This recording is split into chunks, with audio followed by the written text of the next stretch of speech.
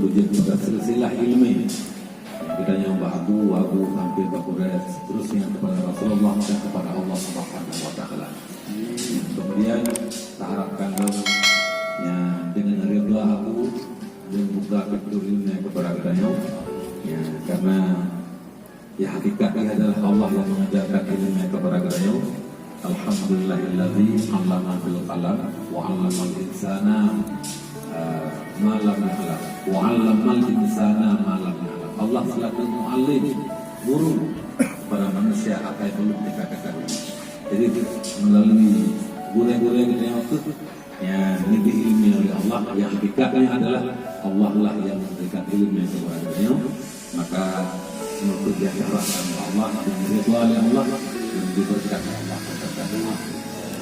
Kalau ada yang umpama ya Imam Syafi'i, Imam Malik, Syafi'i dunia paling Malik, tapi Imam Malik mengakui kealiman Imam Syafi'i.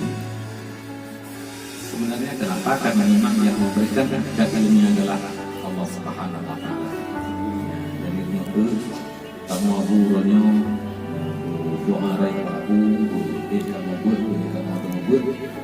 dan begitu kepada kamu mendung diberkati Allah dalam kebaikan dan berkati.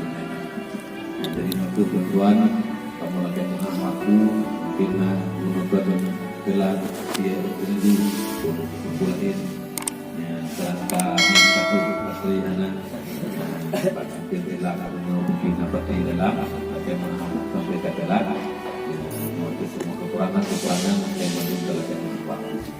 Demikianlah tujuan mewakili daripada seluruh jemaah yang itu